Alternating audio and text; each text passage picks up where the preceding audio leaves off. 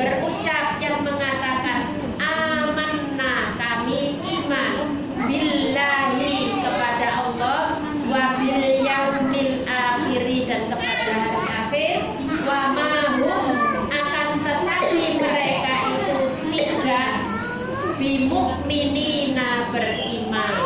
Jadi ada orang yang mengatakan iman tapi sebenarnya tidak iman. Kalau dulu dijelaskan ayat 1 sampai 5 itu kriterianya orang yang beriman yang bertakwa ya. Masih ingat? Ingat apa saja? Orang-orang yang yang takwa itu apa?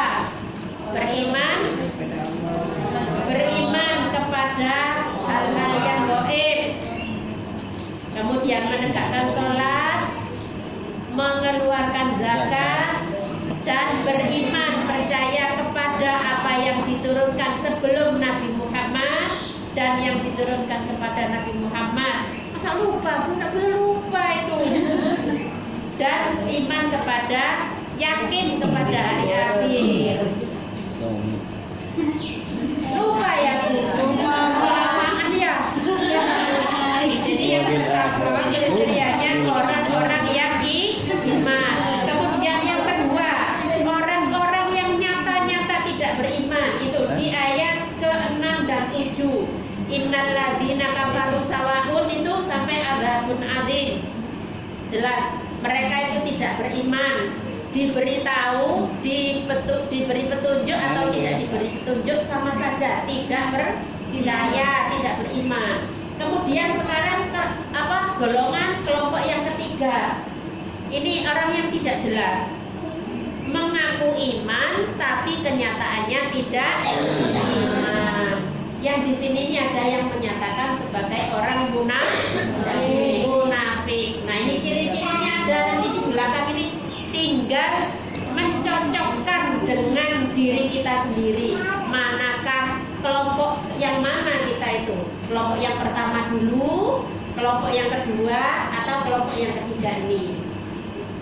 Ibu, diteliti sendiri.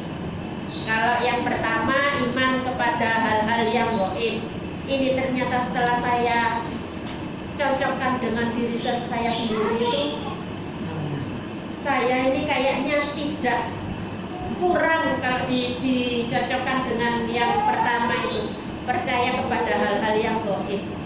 Kemarin saya ngikutin pengajiannya Gus itu, iman kepada yang gaib itu kepada yang tidak tampak. Sebenarnya banyak di dunia ini yang tidak tampak. Dan juga nanti kalau kita percaya hari akhir, katanya ya semuanya percaya ya Bu. Di akhirat itu hari pembalasan, nanti sebelum di hari akhir itu ada hari yang hisab. Kalau sekarang jenengan ditawari dikasih uang 100.000 sekarang atau dikasih pahala sebelum, pilih yang mana? Bener.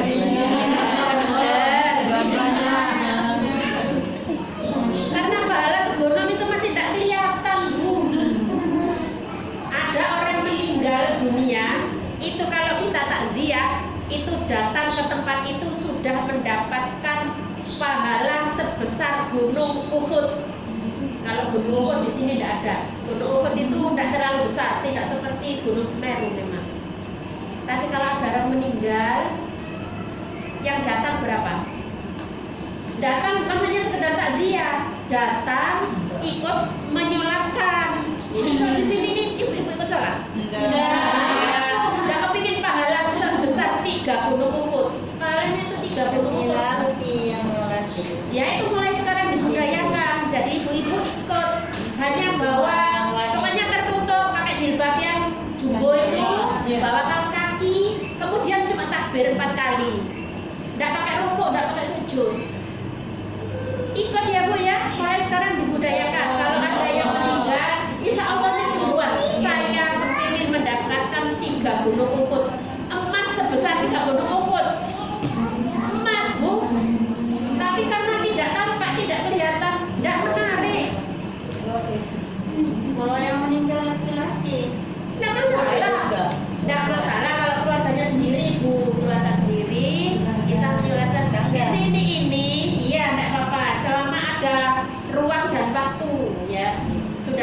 sudah disucikan, sudah siap untuk disolati itu boleh. Atau kalau misalnya di sini dibawa ke masjid, enggak? Di sini Di rumah, di sini. Nah, ibu-ibu di luar enggak apa-apa. Di sini misalnya bapak-bapak itu di luar. Jadi kalau enggak bisa langsung takbir, saya niat sholat mengikuti imam. Imam sholat apa? Sholat jenazah, sholat mayit. Jadi saya kalau Allahu Akbar itu kalau enggak bisa apa-apa untuk sementara ini niatnya saya sholat ikut imam, itu saja. Bukan ikut Pak Imam loh ya. Imam yang imam sholat itu. Selanjutnya nanti dengan belajar bagaimana apa yang dibaca ketika menyolati jenazah. Jadi kita itu banyak katanya yakin tapi tidak percaya. Realitasnya itu tidak sesuai dengan yang kita ucapkan. Katanya kita percaya kepada hari akhir, tapi kelakuan kita, ibadah kita itu masih banyak yang belum sesuai dengan percaya iman tadi itu katanya. Sedekah itu pahalanya kalau ke Allah dikasih bunga 700%, iya Bu. Bank mana di dunia ini ada yang 700%? Tapi banyak yang tidak yakin. Buktinya tidak yakin, lebih tebal emannya daripada imannya. Nah, mulai sekarang dicocokkan. Ini saya tambahin. Jadi sudah dahulu itu, tapi karena saya baru mengikuti ngajinya Gus Mus itu ternyata benar. Jadi kita itu kurang yakin bahwa nanti itu akan dapat pahala besar sekali itu daripada yang kita terima di dunia.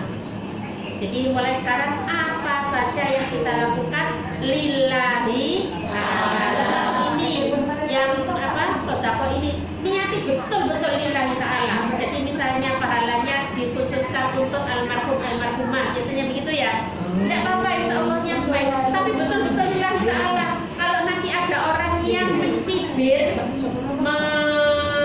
mengolok-olok, perak ya, perak apa misalnya isinya, saya mampunya itu, saya lillahi ta'ala. Ya Bu ya? Nah sekarang ayo belajar, saya juga belajar begitu. Kita lanjutkan itu waminan nasi dan sebagian orang-orang mengucapkan kami beriman kepada Allah dan kepada hari akhir, tapi seperti kelakuannya tidak beriman, yang dikenal dengan sebutan orang munafik. Kita lanjutkan ayat berikutnya. Yukhadi'unallaha padha nipu sapa alladzina anas padha nipu sapa anas Allah ing Gusti Allah walladzina lan ing wong-wong akeh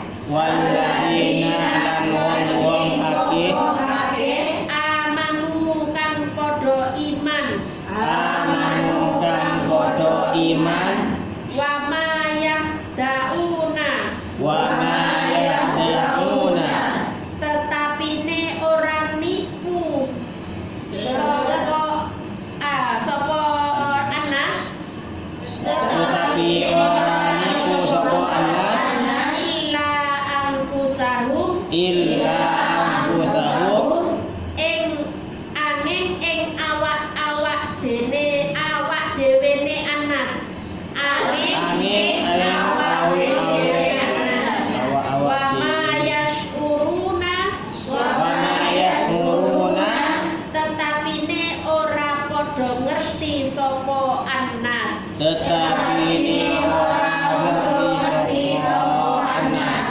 saya Indonesiakan. Yukhadi'una anas, orang-orang tadi itu menipu, niatnya menipu Allah kepada Allah, walladzina dan kepada orang-orang amanu yang sudah beriman. Wa ma yahda'una akan tetapi mereka itu sebenarnya menipu, tidak menipu illa anfusihim kecuali kepada dirinya sendiri. wa ma yashkuruna, dan mereka itu tidak merasa, tidak sadar kalau bahwa mereka itu sudah menipu dirinya sendiri. Jadi orang-orang munafik, orang-orang anas tadi itu maunya menipu kepada Allah, menipu Allah, membohongi Allah, dan kepada orang-orang yang beriman. Yang dimaksud di sini ini kepada Rasulullah dan sahabat-sahabatnya kalau zaman dahulu. Akan tetapi sebenarnya tipuan mereka itu bukanlah menipu Allah, tetapi menipu diri sendiri, tapi tidak sadar. Jadi tidak nyadar kalau yang ternyata mereka itu nipu diri sendiri, pura-pura itu loh Bu. Jadi seakan-akan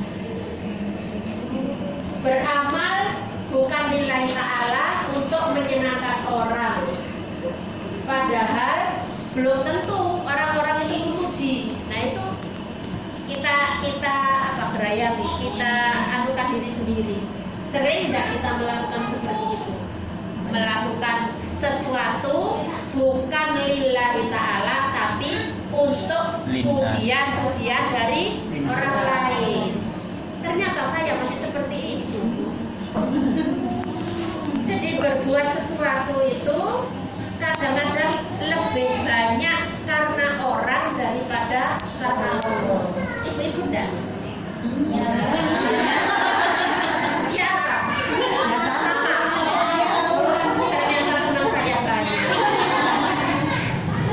Jadi kita ini tidak jelas mengaku iman tapi hakikatnya belum beriman.